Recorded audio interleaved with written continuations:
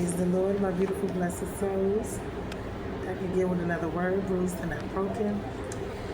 We are going into June 26th, which is going to be on Friday. Yes. And this is going to be a blessing. It says doubts. We're going to see, because we're in 1 Samuel chapter 6, we're going to see how this is going to tie into the word, because they did doubt that they would ever get back the Ark of the Covenant. So we're going to discuss it now.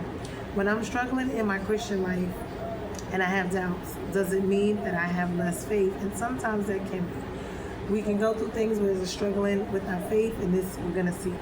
Many people that we read about in the Bible had moments of doubt. Doubts are valuable when they bring you closer to God. When you doubt, don't be afraid to ask questions. God can handle your doubt, so tell him what's on your mind and expect him to respond. Doubt is human, okay? The church will be a lot healthier and more attractive to unbelievers if Christians stop pretending that they never doubted, that they never feared, that everything is just so wonderful all the time, because that is not true.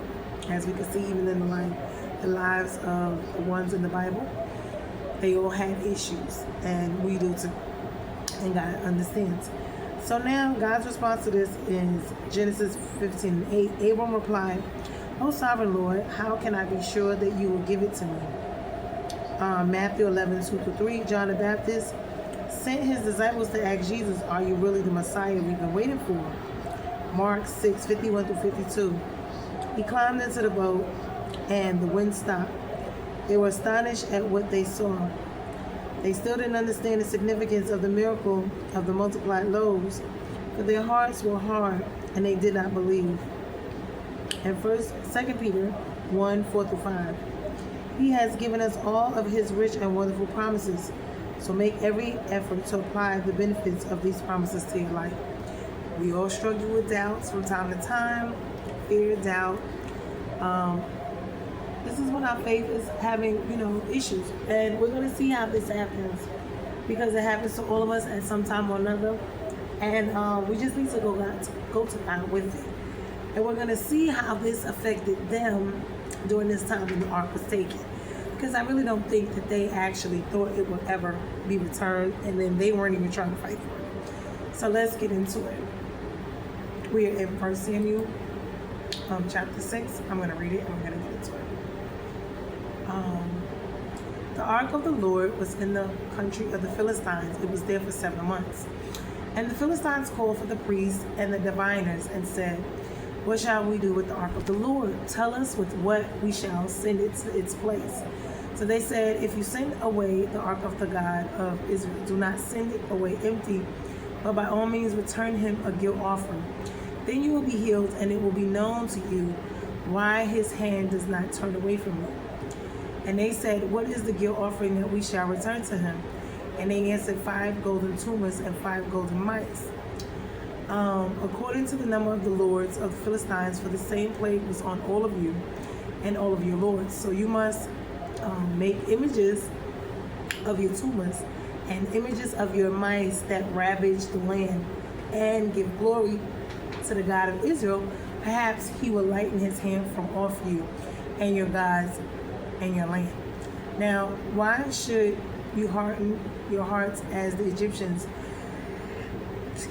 and Pharaoh's hardened their hearts after he had dealt severely with them? Did they not send the people away?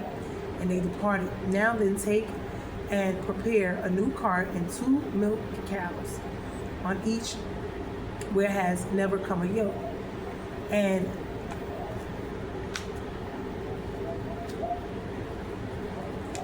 a yoke. Okay. A yoke the cows and the cart.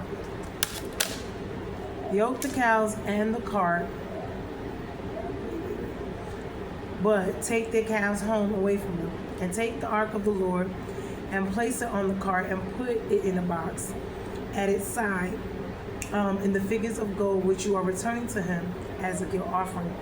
Then send it off and let it go its way, and watch. If it goes up on the way to its own land, to Beth Shemesh, then it is he who has done us this great harm. But if not, then we shall know that it was not his hand that struck us and happened to us by coincidence. So they're trying to make amends. They want to send it back, and they're going to do this offering situation so that they can send it back, and they want to see what's going to happen. So the men did so and took the 2 milk cows and yoked them to the cart and shut up their calves at home. And they put the ark of the Lord on the cart and the box with the golden mice and the images of their tumors. And the cows went straight to the direction of Beth-Shemesh along the highway, lowering as they went. So they turned neither to the right nor to the left, and the lords of the Philistines went after them as far as the border of Beth-Shemesh. Now the people of Beth-Shemesh were reaping their wheat harvest in the valley, and when they lifted up their eyes and saw the ark, they rejoiced to see it. So they didn't think they were ever going to see it again, the doubt. The cart came into the field of Joshua Beth-Shemesh and stopped there. A great stone was there, and they split up the wood of the cart and offered the cows as burnt offerings to the Lord. And the Levites took down the ark of the Lord and the box that was beside it, in which were the golden figures, and set them upon the great stone. And the men of Beth-Shemesh offered the burnt offerings and sacrificed the sacrifices on that day to the Lord. And when the 5 lords of the Philistines saw it, they returned that day to Ekron. Now these are the golden tumors that the Philistines returned as a guilt offering to the Lord: 1 for Ashdod, 1 for Gaza, 1 for Ashkelon, 1 for Gath, and 1 for Ekron. And the golden mice, according to the number of the cities of the Philistines, belonging to the 5 lords, both fortified cities and unwalled villages. The great stone beside which they set down the ark of the Lord is witness to this day in the field of Joshua Beth-Shemesh. And he struck some of the men of Beth-Shemesh because they looked upon the ark of the Lord. He struck 70 men of them, and the people mourned because the Lord had struck the people with a great blow. Then the men of Beth-Shemesh said, "Who is able to stand before the Lord, this holy God? And to whom shall we go up away from us?" So they sent messages to the inhabitants of Kiriath Jearim, saying, "The Philistines have returned the ark of the Lord. Come down and take it up to you." So we're going to get into it because we see a few things is going on, as we can see. First, we have the plague and the panic that has been rampant among the Philistine people. So the leaders recognize that this is related to their possession of the ark of the Lord, because they had captured it in battle. So with the Israelites, it had been with them for 7 months prior. So now the Philistine leaders called for their priests and their diviners to ask what's the best way to return it, because they don't want to continue, have all of these boils and all this plagues going on with them. To satisfy Israel's gods, applying their own religious practice to their, to the Lord, meaning let's return it. So the priests insist that they must send the ark back with the gifts, a guilt offering. So that's how they will be healed and know for sure that this is God that is doing this to them, right? So a guilt offering meant something different under the religions of Canaan than it did to the Israelites. It was an offering meant to represent the guilt of the people before a god or gods. It was sent away in hopes that it would carry the people's guilt away with it. In this case, the priest told the Philistine leaders that they should fashion the 5 mice and sculptures out of gold, 1 for each one of the 5 lords of the Philistines and their cities and territories. According to modern commentators, the mice were intended to represent the tumors that had ravaged the land. Now, some understand that the 5 golden tumors and the 5 golden mice were made, meaning 10 total gold figures. The priest told the Philistine rulers to give the glory to God instead of trying to resist him, meaning as the Pharaoh of Egypt once did in the response to the plagues from the Lord. So the priest also gave the Philistines lords instructions on how to deliver the ark in a way that would confirm that the plagues had come from God of Israel. So they were to build the cart and place the ark on it along with the guilt offering, and then they should yoke the cart to 2 untrained milk cows that had been separated from the calves. And then they were to simply let it go and watch. If the cows headed toward Beth-Shemesh, Israelite territory, then the plague was truly from the Lord. So this was their test to see. Now the Philistines do exactly what the priest told them to do, and the cows head straight for Israel border, town of Beth-Shemesh, without even thinking about heading home toward their calves. So the ark arrives in Beth-Shemesh during the wheat harvest, and the people who work in the fields, they rejoice to see it. So the Levites take the ark and the Philistines' guilt offering down from the place, and place them on the stone in the field of a man called Joshua. Oh, sorry about that. So the people used the wood of the cart to offer the milk cows as burnt offerings to the Lord. And when the 5 Philistine lords see this happening from a distance, they head back home. That means that they understand and know, that this is what was going on. So the author talks about the golden items and the stone which served to conclude the account of the Philistines' possession of the ark. Then the author picks up the narrative in Beth Shemesh, which is the Lord is not pleased with these people of Beth Shemesh because of their casual treatment of the ark. So this is why this happened with them. We're going to look more into it. So the phrasing here suggests that they did more than simply look at the ark, meaning given God's anger, it's likely that they opened it to look inside of it. So God kills 70 men and the people mourn. Why?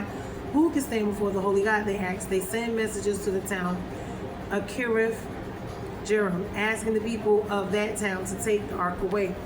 Why? We're going to look into this. It's because they knew better. So now, one, they doubted. We're going to get into what happened because remember, we're talking about doubt without faith. Okay, so our faith is, having doubt instead of faith. It's wavering, it's trickling. We got issues. Why? Because things is going on.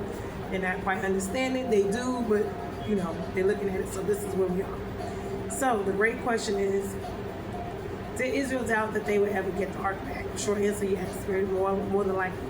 Why? Because not necessarily they stated directly, but everything in their text strongly implies that the Israelites had little expectation of ever seeing the ark again. So what the text shows indirectly after the ark was captured in 1 Samuel 4 is Israel was defeated badly. The ark was taken, of course, by the Philistines. Eli the priest died. His daughter-in-law named the son Ichabod. The glory was departed from them, and the name is huge. It reflects the national mindset. So loss, spiritual defeat, and the sense that God's presence was gone. So their mental and emotional state, more than likely, the thoughts of Israel was that God had abandoned them, that they had lost his presence permanently, and that they treated him like a weapon and had failed. So the emotional condition would be grief, shame, fear, and spiritual confusion. Can you turn that down a little bit? I can hear this a little loud. So by the time we reach 1 Samuel 6, So by the time we reach 1 Samuel 6, the ark returning is not something that they were working towards. It's something that it just happened unexpectedly. They didn't really think it was going to happen. So we can see that they had doubt. They didn't really, think that they would see it. So the evidence from Bathsheba's reaction when the ark comes back, their reaction, they rejoice immediately, of course. But this shows surprise, relief, and not expectation. But then they act carelessly. This is the problem. They look into the ark. Now this reveals something deeper. They were not spiritually prepared for its return. They didn't restore proper reverence beforehand.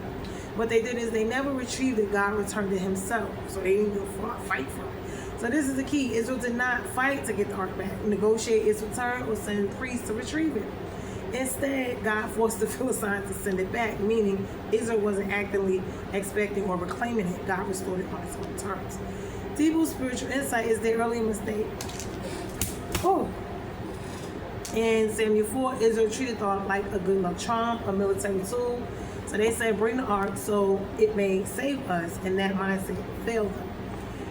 After losing it, they likely realized that they misunderstood God and they misused his presence.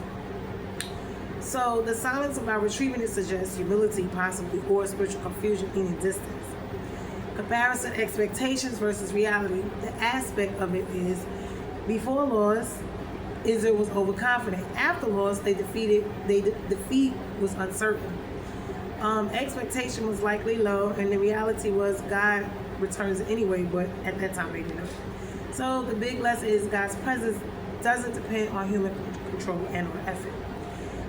Even when they didn't fight for it, expect it, or earn it, God still brought it back. So it's not even our actual efforts that, God is going to do what he's going to do on his own anyway. Now, present day parallel. People today sometimes think I messed up too much. God is distant now. I lost what I had spiritually. This is going to be the, when we have issues going on with our, faith, we're wavering. Or whatever it is that's going on, we're not, seeing things go right. So this is, how we get here sometimes. This story shows how God can restore what was lost, or even when you're not in control, but it must be received with reverence as time. This is it. And then it shows us to still have faith, because although, they didn't go fight for it, they didn't do it their own selves, God still brought it back in spite of them. He had grace and mercy over them. So the simple answer, did they doubt getting the ark back? Most likely yes, because they acted like the loss was permanent, named Ichabod, and they made no effort to retrieve it, and they reacted with such surprise when it returned, so they weren't prepared spiritually or naturally for its return. So the one light truth is Israel lost confidence in having God's presence, but God haven't given up on them. So this is like, the spiritual doubt, the wavering, the fear, whatever. So we got that out the way. Now I want to go into the other aspect of what was going on with the boils and the plague and all of this other stuff that we see that was happening, because at least the Philistines had enough sense enough to even, but they didn't want it because they knew they have their own God, so they knew how this kind of somewhat go. As far as, so they were trying their best to get rid of it. But we're gonna look and see what all went on. We're gonna break it down now.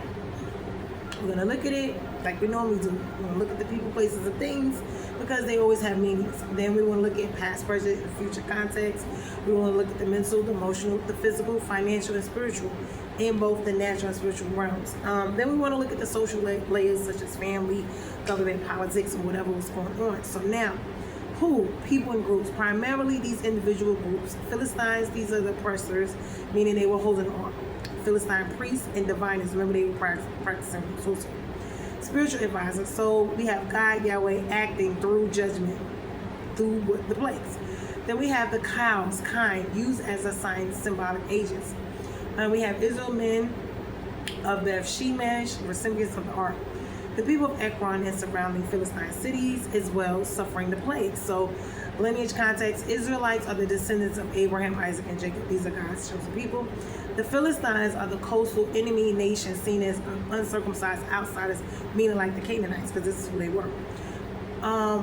Main events, the Ark of the Covenant remains in the Philistines' land for 7 months. We're going to get into that too, as to why God allowed it to be there for that long. God sends the plagues, meaning the tumors and the afflictions upon the Philistines, upon their bodies, upon the land, whatever. Philistines decide to return the ark. Why? Because they want to get rid of all this stuff, these plagues, this, curses. So it's 5 golden tumors and 5 golden mice, and we're going to look at what that symbolizes. The ark was placed on a new cart pulled by 2 cows. Now the cows go straight to Beth Shemesh, Israelite territory. This was, to see their test. The Israelite rejoiced and offers the sacrifices, but some Israelite look inside the ark. God strikes them. We're going to get into as to why. Now we have the places, the Philistine cities, Ashdod, Gaza, Ashkelon, Gath, and Ekron. This is where this takes place at. Beth Shemesh, Israelite territory, and the field of Joshua of Beth Shemesh. Now, when it occurs after Israel's defeat in 1 Samuel 4-5. Approximate historical period around 1100 BC. Judges, early monarchy era. Why? The purpose was immediate reasons. God demonstrating his power over the foreign gods such as Dagon. Now, judgment against the Philistines for taking the ark, right? This is why they were suffering. Teaching them a lesson and Israel about reverence and holiness. So he's teaching both the Philistines a lesson as well as the Israelites. So deeper spiritual purpose, we're going to look, God proves that he does not depend on human protection. His presence is holy and dangerous if it is desired. Now, how did he do this? Mechanisms we're going to see through supernatural affliction, meaning the plagues and the tumors, through symbolic restitution, meaning the offering, and through the nature of obeying God, meaning the cows walking straight. Through direction, judgment, death of irrelevant Israelites. We're going to get into this. So the objects and the symbolism. The object is the Ark of the Covenant. The meaning of it was presence and authority of God. That's what it symbolized. Now, the golden tumors was the acknowledgement of judgment that he put the plague upon them, the curse. The golden mice, likely symbol of destruction, meaning the plague. And the cart, unholy transport, not God's prescribed method, but it was accepted. The cows, divine guidance, meaning overriding instinct. So, spiritual meaning, key themes, holiness of God, judgment versus mercy, fear of the Lord, God's sovereignty over nations, and true worship versus superstition, because this is what a lot of them believe. So now we're going to look at the layered analysis as far as their patterns. What was their thinking? What was going on? Mentally, the thought patterns in the Philistines was to move from ignorance, right, to recognition of the God's divine power, because they think they are gods, and now they see that there's a God that is really truly God. So this was their lesson. And the Israelites shift from celebration, because remember, to careless curiosity because they trying to figure out how did this happen. They know it was God, but they like, okay, because they didn't, they didn't do anything. So they didn't participate in it. So now emotionally the Philistines fear, panic, and desperation. Of course, they want to get this stuff away. And the Israelites, when they see it, is joy, reverence, and then shock, of course. So physically, the plagues were causing suffering, death among Israelites who dishonored God as well on their end. So they both experienced issues why God was showing them out of disobedience, out of non-reverence, all this stuff. So financially and economically, the Philistines pay a cost to get offering, meaning the gold, but also in their suffering, okay? And lesson being disobedience leads to material loss, letting them know that he's a much God. Now, also when it comes to the Israelites, the act of them carelessly losing it, them carelessly going about, them carelessly doing what they're doing. So they're carelessly, they lost men, they lost people, they lost a lot. They're, captured again and all this. So this is a spiritual lesson for them. Spiritually, God cannot be controlled and or manipulated. It's another thing that they learn. And religious objects does not equal control over his divine power. So naturally, animals act supernaturally, meaning obedient. Usually animals are more obedient than human beings. That's a kicker. Anyway, don't let that go over your head though. Nature aligns with God's will. So they don't really question. They just do as they're told. But us as human beings, we got issues. Government and authority. Philistine rulers coordinate response, meaning they show leadership responding to crisis management. They hurrying up trying to get things together. Churches and worship systems. Improper handling of sacred things leads to danger. This is how they ended up, External religion equals or true reverence, opposite. Families, collectively, consequences in entire communities, they both, suffer. These little gnats and flies be here.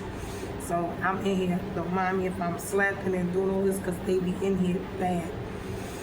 Socially and culturally, the cultures clash. Pagan systems versus covenant faith. The Philistines attempt to treat God like they treat their own idols, which is a problem. And the politics of it, the ark becomes a political and spiritual weapon. Nations respond strategically to divine intervention. Now, when we look at past, present, and future comparison, past, biblical time, God judged physical nations directly, visible miracles and plagues on both ends, blessings and curses. Present, modern application, God still judges through consequences, systems, and exposure. People still treat sacred things casually, and they still seek control instead of surrender. Future, prophetic, eternal, final is judgment and universal acknowledgement of God's authority. Greater accountability and knowledge will increase, along also with responsibility. So, key lessons to take away here on why this matters. You cannot control God. The Philistines tried and they failed along with Israel. They did too, trying to manipulate. God's presence demands reverence. Israelites learned this the hard way as well because their intentions and motives was wrong as well. Acknowledgement doesn't equal relationship. Exactly. Philistines recognized God but did not follow him. And on the other hand, the Israelites did, but then they didn't have as much either because they still did what they weren't supposed to do in the 70-minute time. Once again, we're going to look at that. Disobedience has its consequences, physically, emotionally, financially, spiritually, nationally. Doesn't matter. Okay. Summary. Chapter 6 is about returning God's presence, respecting his holiness, and the cost of irreverence. God shows he rules every nation, not just Israel. He does not need to be defended, and he must be honored and honored correctly. It's so deep connection idea. The ark equals the presence of the God. Oh, I keep trying to kill this stupid fly. Oh, that thing is disrespectful, and I know it's doing that because I'm trying to do my video. And I'm going to kill him, don't worry. I'm just trying not to mess everything up in the process. Deep connection and idea. Ark equals the presence of God in the past, physical ark, in the present, internal, spiritual presence. In the future, full divine presence restored. So we're going to break these things down. We're going to see. Now, I wanted to know what was the symbolisms of the cows and why did God allow it to be at 7 months. So we're going to look at this. The symbolism of the cows and what was it? The mice, I think it was. Two cows, milk cows who had calves. They were put on a cart carrying the ark, separated from their young, sent away unguided. Why this is important? Natural expectation: cows would normally refuse to leave their calves, or they would wander aimlessly or turn back home. So what actually happened? This is how they tested it. What actually happened is they walked straight towards Israel, Beth Shemesh. That was how the test to see if God was really the one doing this. Why? Because that wouldn't explain it any other way. Symbolically, meaning God controls nature, and this is why we got to pay attention to things that are absolutely, because people say God does not work, there's miracles and all that. No, God works. Trust to believe He does. Miracles still happen every day. People just not paying attention to it. Why? Things that just happen out of nowhere that make no earthly sense. Miracles, whatever they may be, big and small, guess what? They are still happening. Symbolic meaning God controls nature, even instinct, meaning the mother bond is overridden when God's will is greater because it's greater than natural law. And this is why. So, proof of divine judgment, the Philistines said, if the cows go straight, that this is from God. If not, it is a coincidence that this happened. So the cows became a test to confirm God's hand, meaning the fact that He was the one doing all this as far as orchestrating, as far as the plagues, the tumors, all of that. Now, submission versus human resistance. Animals obeyed immediately. You see? Humans, Israel, and Philistines, they resisted and disobeyed. See, this is what this is about. It's crazy. The message is creation obeys better than people in some situations. Exactly. Symbolisms of the yoke. What is the yoke? A wooden beam connecting animals for work. Now, why a new yoke matters? The instructions was use a new cart, use cows that had never been yoked, meaning untested and untrained. So that's why. So these cows had no training, no experience pulling carts. So if they still went straight, it must be God. He's the only one that would lead them that way. Purity and separation. New equals not used for ordinary labor. Symbolism: the ark requires set apart handling. Even pagans sense God is holy. This is why they got destroyed, because they went in there. We're going to see. Burden imagery. Yoke equals burden, meaning service. So that's why God tells you, give His burdens. His yoke is easy, His burdens is light. That's what it is. Here, creation carries the presence of God. Humans should also willingly carry that burden, meaning in obedience. Remember, we have to take up our cross to follow Christ, because we're going to go through many of afflictions, many persecutions. Why? Because this is what we have to. The world hated Him, it's going to hate us too. Why 7 months? Fact. The ark stayed in the Philistine territory for 7 months. I was like, why? Meaning, number 7 in the Bible, completeness. Divine cycle. So the example, 7 days of creation, 7 days equals rest, and 7 often marks the completion of God's action. So the interpretation, full measure of judgment. God allowed the full measure of His judgment. The boy was on. So, God allowed a complete cycle of punishment. So when we think about getting punished, getting cursed, He allows complete measure, baby. It ain't gonna be no half stepping in it. Whatever was, you reap, you sow, you reap it. Not random, it was measured intentionally. So whatever measure it is, that's what you get. Now, time for recognition. Philistines needed time to 1, suffer, 2, to think, and 3, to acknowledge God. Not just the Israelites too. Why? Because they had their own little stuff going on there too. So now, mercy with judgment. God did not destroy them instantly. He gave them time to respond and correct themselves. Same thing with the Israelites. Being without God's covering, being without the ark. Time to reflect, which I'm trying to figure out if they even did, because it don't seem like they were really paying attention. And they know better. This is the sad part. Did God accept the offering? Offering given, meaning the 5 golden tumors and the 5 mites. Short answer, yes, but in a limited way. Why yes? The plague stopped. Meaning after returning the ark with the offering, God's judgment was lifted. That shows acknowledgement was accepted. So why limited? It was not true worship. The Philistines didn't repent fully, meaning turn from their wicked ways, stop worshiping. No, they didn't follow God. They knew He was real, knew He's more powerful. They still treated it like a ritual appeasement, meaning just to satisfy it and to continue going back to doing what they was doing. So it's not that these other people, places, and things don't know that God, the one true God, is real. They do know. A lot of them just don't care, and they used to doing what they're doing, and they continue to do it because that's what they like and that's what they want. That's what they used to. Change means change. Okay? And a lot of people don't want it, don't like it, and don't want to do it. So it ain't even a time of lack of knowledge, because a lot of them know that real God is a real God, but they still practice what they practice. disobedience, body, ego, whatever it is, this is what they do. It resembles damage control. They weren't seeking relationship. They were just trying to stop their suffering. So this is what happened. Spiritual insight, God accepted it. Why? Their recognition of his power, meaning they acknowledged it. They acknowledged that he is the true God above their own gods. But they still did not accept full covenant relationship with him. So even though they know, this is what I'm saying. So this shows blatant disobedience though.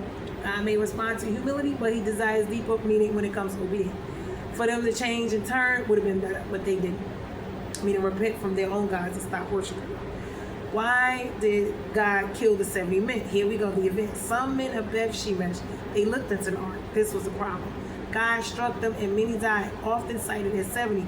This is one of the most serious parts. The reason is the violation of holiness laws. The ark was sacred. Only Levite priests could have handled it. So no one was allowed to look inside. They broke clear divine boundaries. They knew better. Although the Philistines handled it, but they didn't know any better. This is the problem. Irrelevance after blessing. They celebrated the ark's return and then treated it casually. The shift from joy to disrespect. They didn't honor God in what they know to do, which was right. They were supposed to get the priest to come and get the ark, not them themselves handling it. Greater knowledge equal greater accountability. This is why leadership is so much more important. Because high accountability. Israelites knew better. They knew God's laws. They knew his holiness, unlike the Philistines. They should have known better. And this is why God allowed grace and mercy when it came to the Philistines. When it came to that, they were able to handle it. Because they really didn't know no better. God corrected his own people. Ministry starts at home first. Got to correct yourself and your household first. Before we go out, this is what this is about. So, judgment often starts with closest to God. First, the church, his leaders, this is where this goes. Message, you cannot claim God's presence and ignore his holiness. Deeper meaning in contrast, the Philistines, they were ignorant. They were superstitious and they were judged, meaning the plagues. The Israelites, on the other hand, they were knowledgeable and they were covenant people, but they also were judged with the death instead of the plagues. Both judged, but Israel judged more strictly. Why? Because they knew better. Overall deep message, God is not safe, he is holy. His presence brings blessings and all judgment or curses. Recognition is not enough. Philistines recognized God, but didn't follow him. So, like I said, even though, familiarity breeds disrespect. This is so true. Israelites became too casual and they paid the price. This also is true even when it comes to you and your family and friends. This is why people because when you're too familiar, the respect level just kind of goes away. And that's sad. Simple summary, the cows equal undeniable proof of God's control. The yoke equals unnatural obedience, showing divine direction. The 7 months equals the complete cycle of judgment. The offering equals accepted acknowledgement, but not true repentance. The 70 men equals warning about disrespecting God's holiness.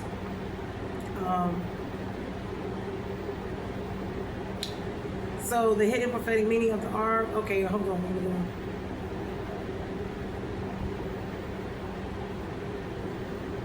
Okay, now what I wanted to know about was those mice. So I was wondering about the mice. I'm like, what did the mice represent? So, okay. Okay, let me see. Okay, hold on, let me go down because I just put in the mice. Hey.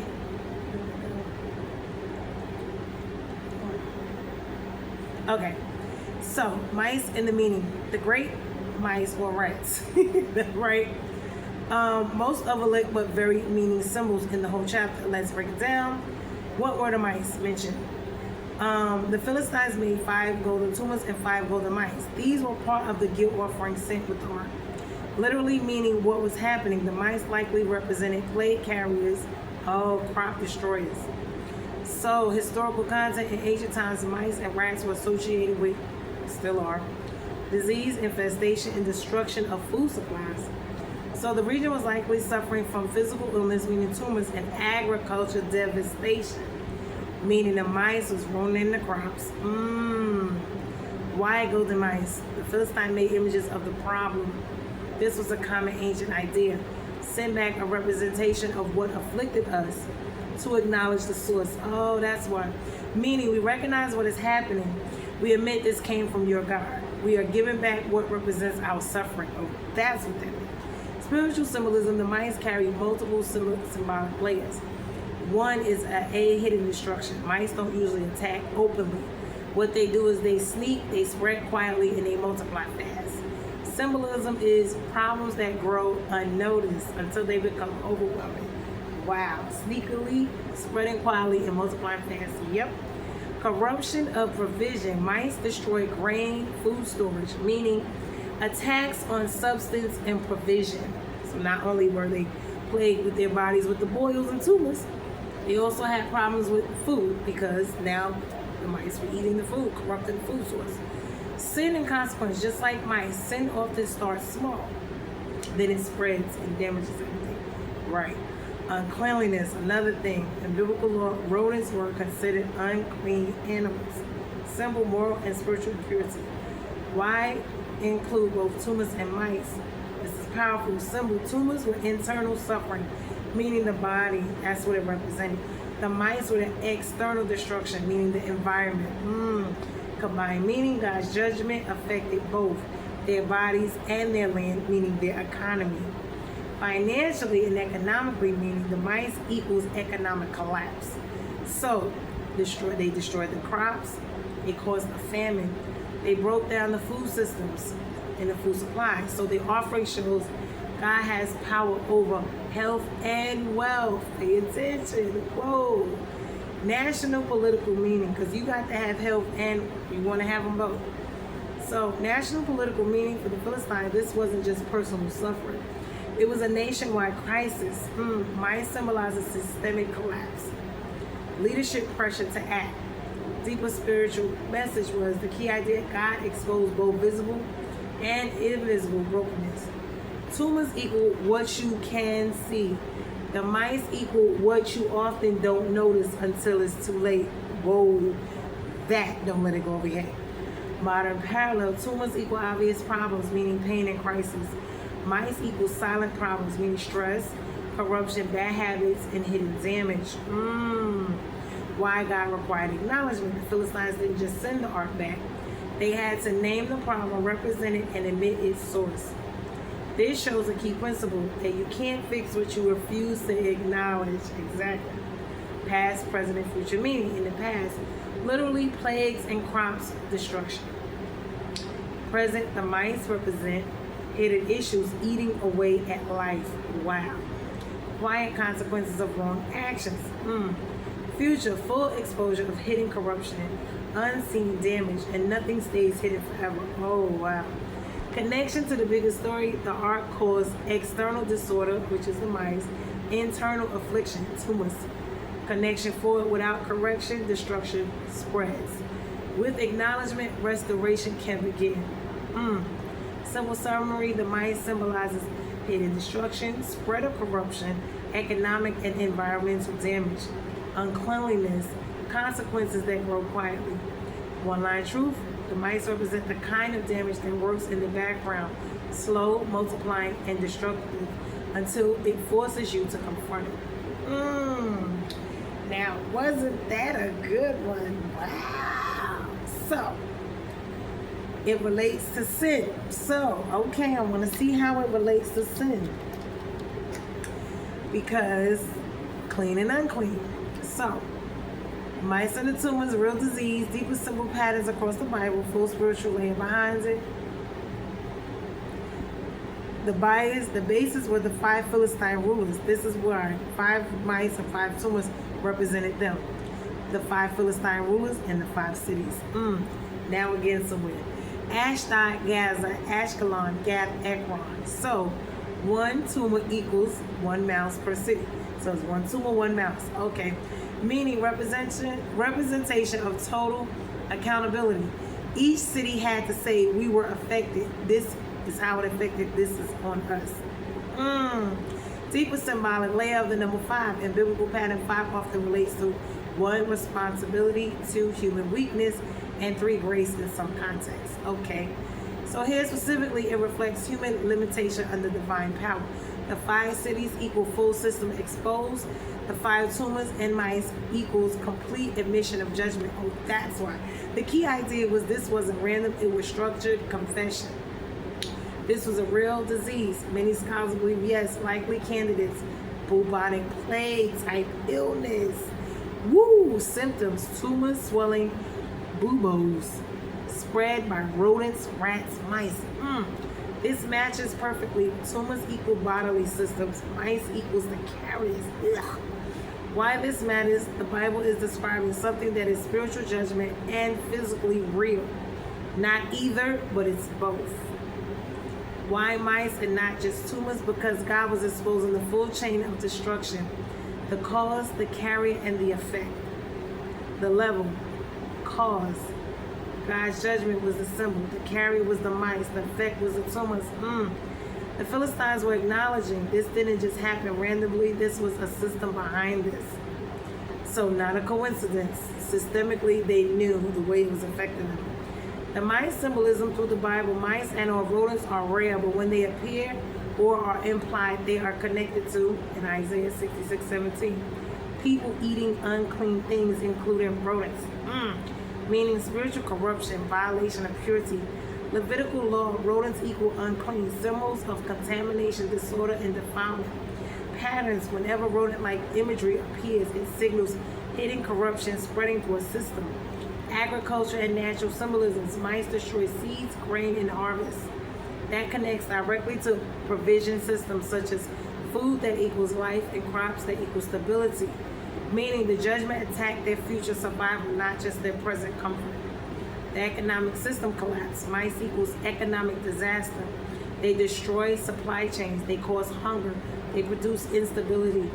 Modern parallel, such as inflation, resource shortages, economic collapses. Wow. Message: God can disrupt entire systems, not just individuals. Deep spiritual pattern that shows two types of problems. Okay, visible versus invisible damage. Visible type was the tumors, the pain you can see. Invisible was the mice, the hidden destruction. The truth is, the most dangerous problems are often the ones that you don't see immediately. Exactly. Connection to Jesus is very important. The problem in 1 Samuel 6: sin equals it spreads like mice. The consequences equal painful tumors. Where Jesus addresses issues: hidden corruption. Solution in Jesus is cleansing. Issue: spread of sin. Solution in Jesus is stopped at the root. Issue: judgment. Solution in Jesus, he taking it on himself. The big picture is the mice represents sin spreading quietly through life. Jesus represents the point where that spread is stopped and healed. Full system summary: what the Philistines experienced. They took what was holy, disorder entered, because they took the ark. Internally, tumors; externally, mice. Systems broken down. They acknowledged the source. They attempted restitution. Key principle: when order is violated at the spiritual level, disorder shows up everywhere else. Take that. Don't let it go over your head. We're talking about the head, leadership. Simple summary: why 5 mice? That represents all 5 Philistine cities and their pharaohs or whatever. Full acknowledgement of responsibility. What the mice mean: hidden destruction, spread of corruption, economic breakdown, unclean influence, system-wide consequences. Why they matter: they showed that the problem wasn't just obvious, it was deep, spreading, and systemic. Final one-line truth: the tumors showed the pain, but the mice revealed the source. A hidden, spreading problem that couldn't be ignored. Oh.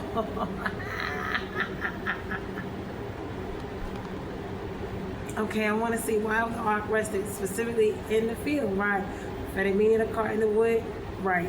I'm gonna put yes. I want to see all of it, and we're gonna see what it's talking about because I wasn't too sure about that.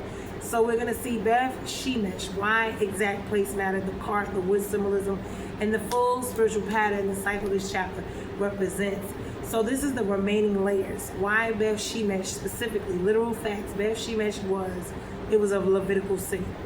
The priests lived there.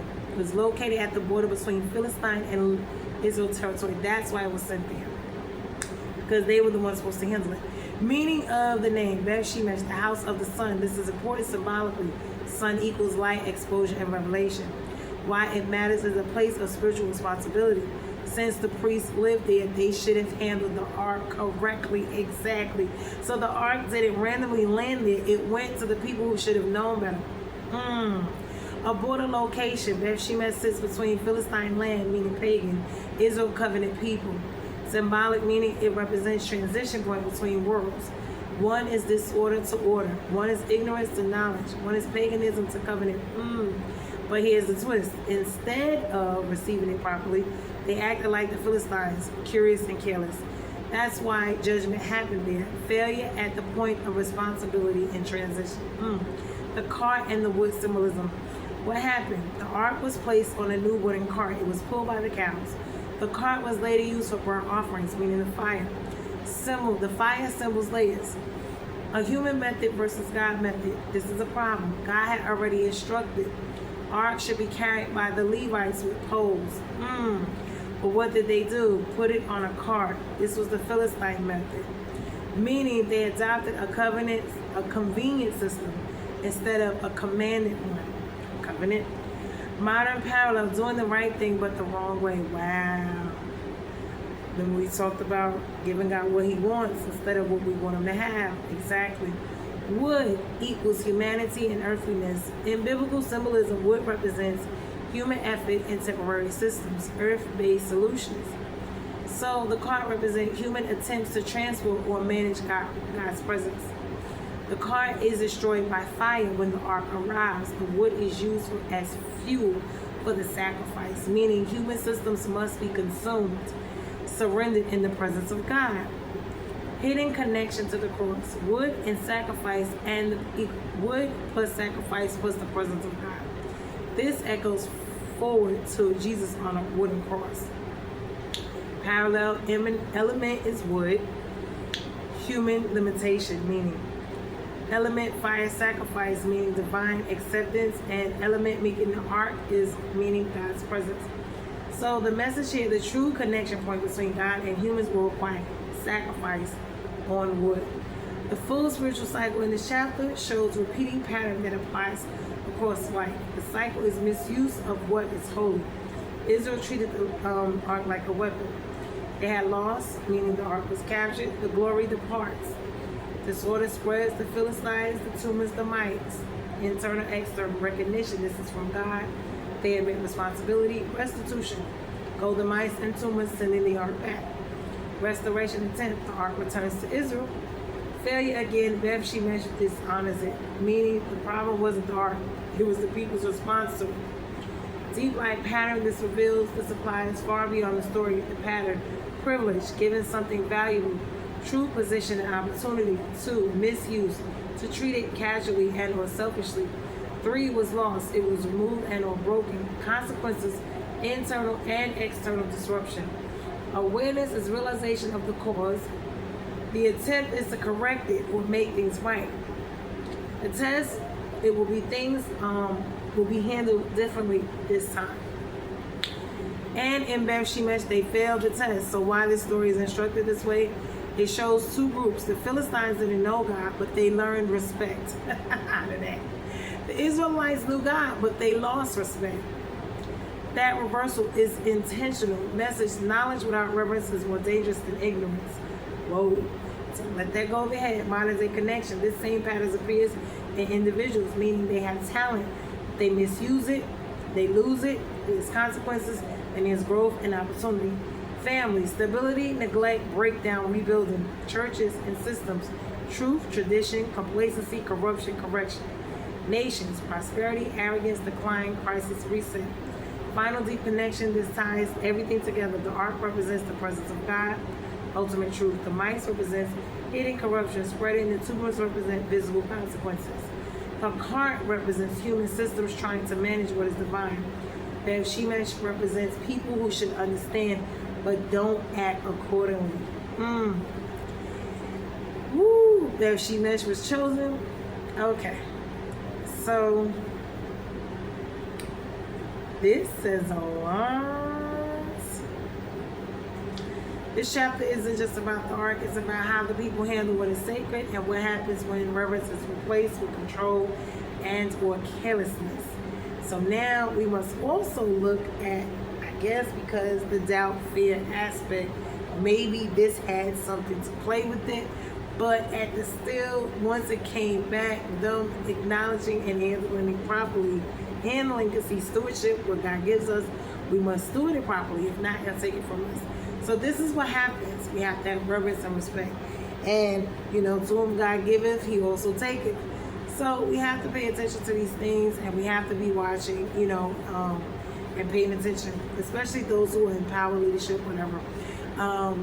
Even when it comes to the doubt situation, I was thinking and looking into, you know, it's a lot going on in the world with who's preacher, teacher, you know, who's right, who's wrong, what's going on, and folks is really doing this and doing that. And we have to be careful, because we have to know what it is that we're doing within ourselves, and if God's really in it, and we have to be investigating. So doubt, fear is something we have, being wrong sometimes, doing things wrong, knowing, not knowing, handling things properly. Listen, gotta be paying attention and staying on guard.